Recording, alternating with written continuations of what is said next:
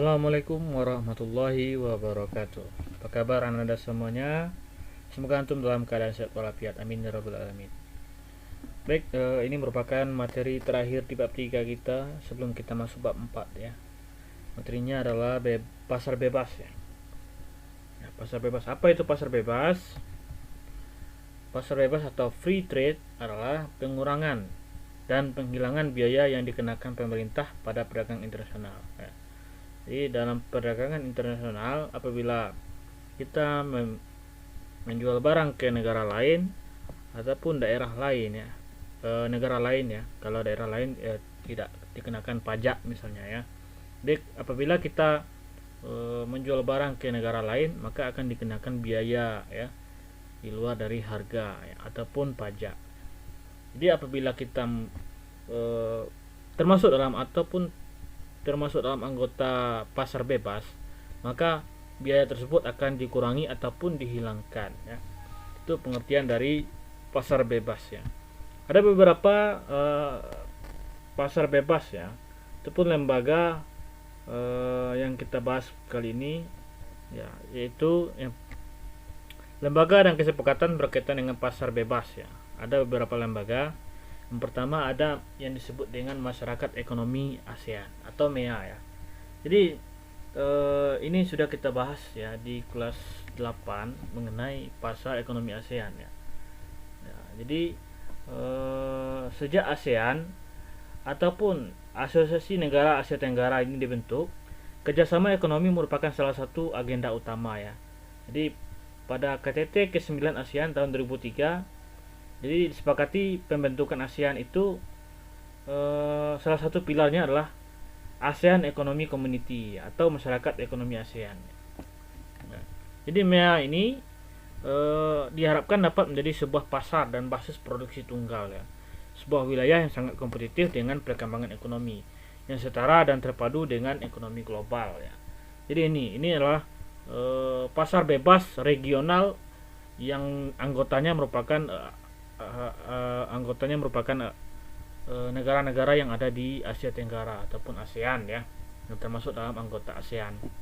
Ada 10 negara yang ada di Asia Tenggara kecuali negara Timor Leste ya. Itu adalah mengenai Masyarakat Ekonomi ASEAN. Kemudian yang kedua ada lembaga yang namanya ASEAN Free Trade Area atau AFTA ya. Ini sebenarnya sama dengan Masyarakat Ekonomi ASEAN ya. Jadi hampir sama.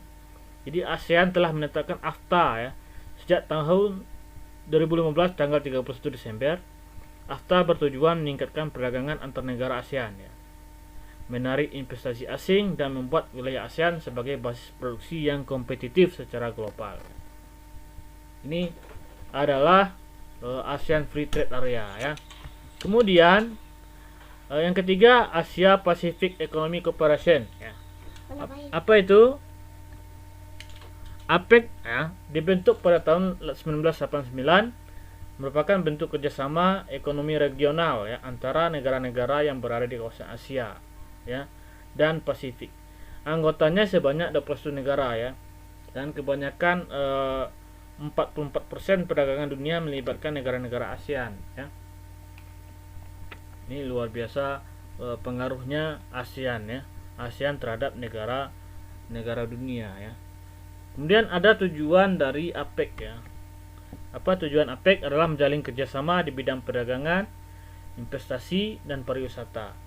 Kemudian yang kedua, meningkatkan kualitas sumber daya manusia dengan kerjasama saling menguntungkan ya. Kemudian ada beberapa manfaat ya dari Asia Pacific Economic Cooperation ini ya. Kemudian yang keempat, ini yang terakhir merupakan lembaga European Union atau Uni Eropa ya. Jadi Uni Eropa ini didirikan tahun 1957, awalnya dengan nama European Economic Community atau Masyarakat Ekonomi Eropa ya, dengan anggota 6 negara Eropa Barat ya, yang berasal dari Eropa Barat. Jadi sejak 1999 Uni Eropa memperkenalkan mata uang bersama yang diberi nama euro ya. Jadi kita kenal ada yang nama mata uangnya namanya euro. Itu merupakan mata uang bersama yang dibuat oleh Uni Eropa pada tahun 1999 ya. Akan tetapi hanya 19 negara dari 28 anggota yang menggunakan euro ya.